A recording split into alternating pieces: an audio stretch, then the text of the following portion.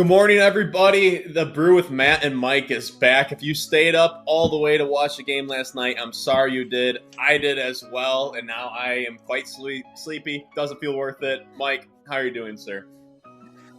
I'm all right today. I'm hanging in there. I unfortunately was not able to stay up. It was way past my bedtime, being as Yeah. I'm an hour ahead of East Coast time. So that game didn't start until I don't even know 1 o'clock in the morning over here, and my body just said no, I can't do it anymore. I'm getting old. I'm getting up there in age. So my veteran years caught up to me. Maybe when I was younger, I could have thrown back a couple of brews and hung out, but nope, not today. So I got some highlights this morning. I did my research. I got up nice and early, bright-eyed, bushy-tailed, because I had some good rest and was disappointed by the results, disappointed by what I watched. But overall, other than that, I'm doing great. Life is moving. I had some coffee this morning. I'm feeling good. How you doing this morning? You got your coffee in you? You're able to wake up? Yeah, I'm waking There up. it is. I'm waking up, but I probably fell asleep close to 1, I would say. And then with the Okay. time zones in my sleepy, groggy state, I got a little bit confused, and it was like 6 o'clock. We're hopping on here at 7:15, and I was like, oh, I gotta get on. I got the brew in 15 minutes, and I was like, wait, I got another hour 15. So I tried getting some sleep after that, but yeah. So I'm doing well. Life is good. The sun is still shining even after a disappointing loss. But let's get right into the game. So to me, it seemed like Wisconsin, when they were up 21-12, just the feel of the game, to me, it felt like Wisconsin was just going to take care of business. I felt like they were going to pull away. And then I thought what breathed life into Oregon was when Hayden Jones threw a bad pass out of bounds to the Oregon sideline. And then the next possession, I believe, John Blackwell got blocked and he didn't hustle back on defense, gave up a dunk. And then Hayden Jones got his shot blocked pretty aggressively into the first row right after that. And that sequence right there, to me, is what gave Oregon life. And once they had life, they turned into an entirely different team. But to me, Yep. running them off the court was totally an option up until that point. That happened. Oregon's mentality changed, and then they just out toughed Wisconsin. They outplayed Wisconsin. They outshot Wisconsin. I told you guys I was scared of this matchup. Oregon is the healthiest they've been all year, minus Shellstat, of course, but they got their guys healthy. They have length, athleticism. They're a bad shooting team, but I said if they shoot the ball well, this could be problematic. And they went 9 of 19 from three, nearly 50%. And they almost beat Purdue on the road a few weeks ago, going 5 of 25 from three. I think that shows that they have some talent in other places. And now they've won 3 out of the last 4. It feels like they're figuring things out, unfortunately, for the Badgers. But super disappointed in that sequence. I question Gard putting Hayden Jones in as much as he did, especially in that second half. I don't love him being in Yeah. over Rhodey. That doesn't make any sense to me. To me, Jones, I want 5 minutes or less from Jones. And how many did he played 9, and that 9 felt like 19. So I want 5 or less from Jones moving forward. But to me, that sequence was massive. Then also in the second half, when Nolan rolled his ankle, I thought that was a big game changer to the momentum with about 15 minutes left. And there, late into the second half, I remember the announcer saying neither Nolan Winter or Nick Boyd has scored. So the big place to me was that sequence in the first half when Wisconsin's up 21-12. Had a few bad plays from Jones and Blackwell, and then Oregon went on 11-2 run right after that. So, Mike, you go ahead. What are your thoughts? Yeah, I mean, just overall, like they had an opportunity to put this team away early, right? They were up 21-9, like things were going well. They were shooting the ball pretty well, and then all of a sudden they got into the paint and they met some monsters. They met some length. A couple of big key stats that I see throughout the game and that I saw during the highlights. Excuse me, were 8 block shots. That's a lot of shots that were sent back from length, and that really I felt like that kind of deterred the Badgers a little bit in terms of how they kept continuing to attack the paint. And I also really wasn't a huge fan of some of the deeper shot selections they had because they were getting into some shot clock. I feel like they fired off some quicker threes. They weren't getting they were looking, and they kind of reverted back to some of those earlier games where they were taking some more difficult threes. They weren't really necessarily within the flow of the offense. They felt rushed.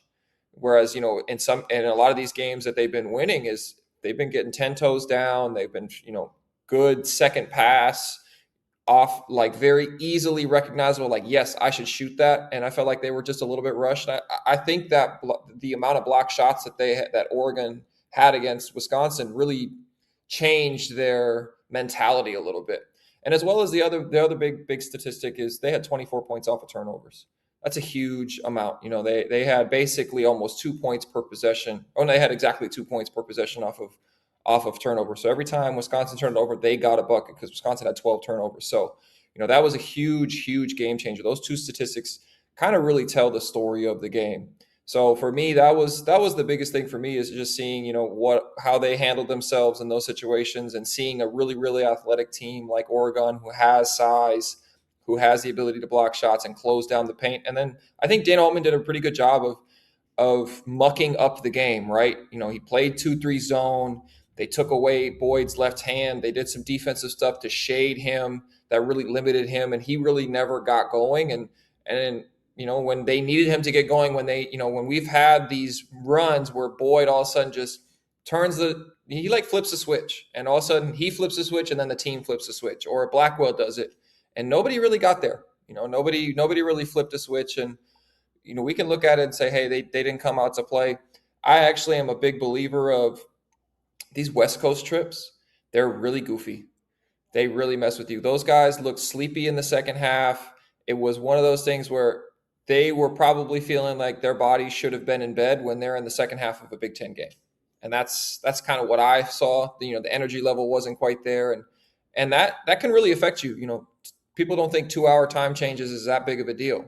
Is it 2 hours or 1 hour? 2. It's a 2-hour time change. Like that's a lot. 1 hour is okay. You're kind of on the same, but 2 hours, like, they started the game at 10 o'clock. Their bodies were on 10 o'clock time. And that second half, it started at 11:30, closer to 12 for them. That's a big difference. When your body, when your circadian rhythm is really, accustomed to this type of time zone. I've had it myself personally when I've had to fly across oceans, or, I had to play in different countries and figure out different time changes. Like, you just don't feel yourself. You feel goofy. You feel a little weird. So for me, I think that affected it as well. So for me, that's what I look at. Hopefully, Wisconsin's got a couple of days here before they get to Washington, so they can acclimate a little bit more to the time change. But overall, really rough game. I was seeing I've watched a few different podcasts, and I kind of do some research and see, kind of how the fan base is going after games like this. And a few places, man, they're calling for Gard's head right now. They are so mad at Greg Gard. And I guess my question for you, Matt, is, do you feel like, Greg Gard deserves a lot of this hate right now, as well as, where do you feel like he is in terms of a coach? Do you think we can do better? Do you think we need to get off the snide? We were just singing his praises. I've been singing his praises for a long time now for this whole show of just what he's been able to do. But you got the good Scotty size. You got the good Scotty sights. You see into their visions, I should say. So what do you think about this? Yeah, it probably is time to move on from Greg Gard. He just doesn't have it. No, I think fans just get very emotional while watching the game. That's just how fans are. And we become prisoners of the moment.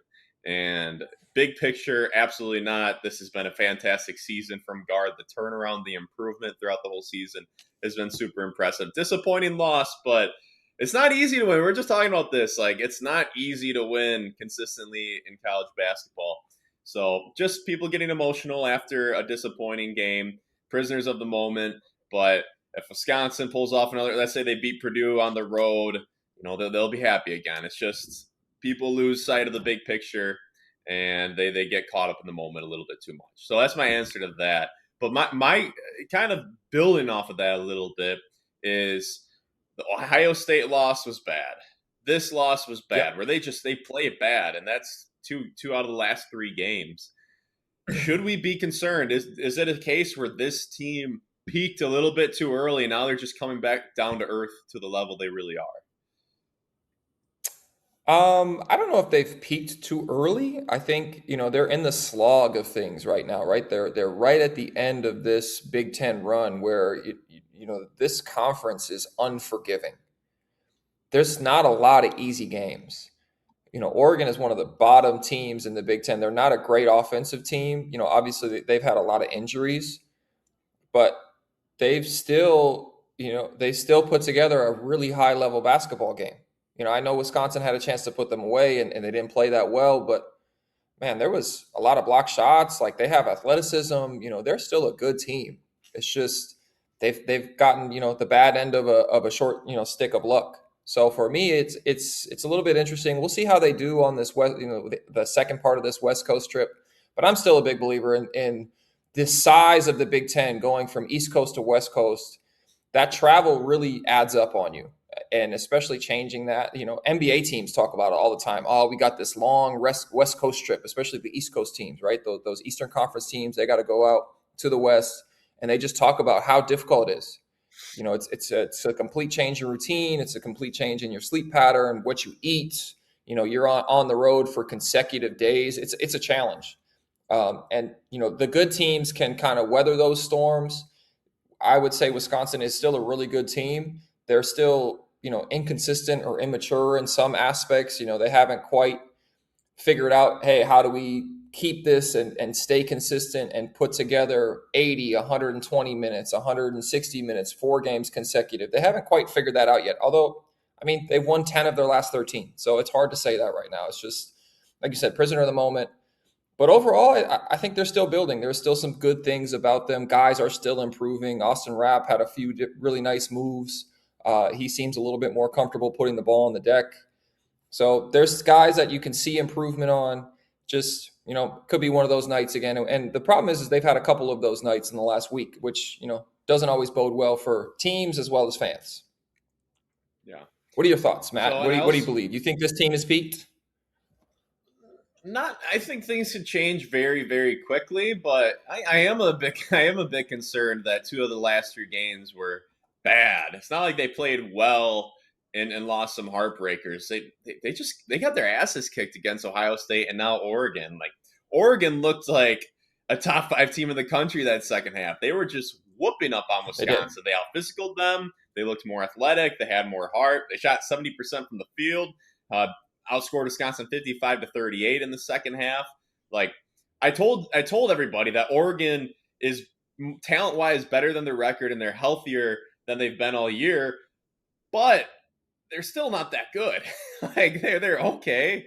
That was super disappointing. So yes, I am a bit concerned that 2 of the last 3 games looked as bad as they did. Hopefully they can bounce back. Hopefully these are just the dog days of the Big Ten late February. This has happened before. In 2014, Yes. Wisconsin lost 6 out of 7 before they made a Final Four. Like this can happen, and things can change very quickly. But I don't blame fans for being a little bit concerned when you see 2 performances like this. And I also mentioned that sequence in the first half that bothered me with the Hayden Jones turnover, the Blackwell Yep. getting blocked and not hustling back, and then Jones getting swatted. John Blackwell also had to play in the second half where he did not hustle back on defense, so Wisconsin gave up a lob in transition. And I think that it was maybe 61-66 or made it 59-66. That was a big, Yep. big moment. And was Big swing. Blackwell, I don't know what it is. I really hope it's that Blackwell is a little banged up and he just doesn't have the top end speed right now to get back on defense like that, because that either it was just a lack of heart or he's banged up or he doesn't have the top end speed. I don't know what it is, and I hope he's banged up because that was another huge moment. 2 plays where he did not hustle back. And basketball is such a chain reaction game. And that first half, I think I keep harping on that sequence, but that's what changed the energy in the field. It's amazing how much of a chain reaction game basketball is. Like your senior year, you had a guy who shot 70% from the free throw line his first 3 years of college. He starts shooting bad from the free throw line, shooting jump shot free throws. It becomes a big storyline, and the entire team, including a guy like Ben Brust, was shooting bad from the free throw line. Brust shot like 68% from the line that year. So it's just basketball is a very chain reaction. Momentum is very, very real in the game of basketball. And then just get a little bit more granular. Oregon, I will give them credit for their heart. They played super physical defensively, They and I did. would have liked to see Wisconsin like hit that mid range or get that floater a little bit. Like we saw Carrington do that in the second half where he put up a floater. Like they were settling for a lot of threes. I thought kind of that mid range floater game was there for Wisconsin to take, but instead they shot 45 threes. And I like them not abandoning who they are. They're a 3-point heavy team, but live by the three, die by the three. Like 45, Yep. and some of those attempts are pretty bad, and keep shooting some tougher shots when the ball's not falling. I just don't love it. So I would have liked them maybe to slip a little screens and Belauskas puts up a little floater or whatever it is. I just thought there was better answers to Oregon's aggressive defense. And now I know what it was like for other teams to watch the Badgers play. I know Oregon ended up with 85 points, but now I know what it was like in 2013 when Wisconsin would get up by 10 and the other team wants to scratch and crawl their way back, and Wisconsin's just playing smart, methodical, physical, great defense, and then taking their time offensively. I know Oregon ended up with 85. It was like 85 to 71, but with like 9:30 left, it was like 52 to 49. They Oh put yeah. on a lot of points late in that game, but they were really taking their time. They played great in that second half. The one silver lining I will say is I don't love the 4-5 seed. Like I don't love that matchup in the round of 32 because teams are so equally matched. And then if you do make the Sweet 16, you have to play the 1 seed, and you don't want to go against a team like UConn. So my one silver lining for Badger fans is, could this Wisconsin team get a 6 or 7? I would much prefer a 6 seed or a 7 seed versus the 4 or 5. So that's my one silver lining. Mike, what do you think? Yeah, I think, historically we've done well as a 4 seed and very poorly as a 5 seed. I know when I was in school, we were a 4 seed. I want to say all 3 years except for my senior year. My senior year, we were a 5 seed.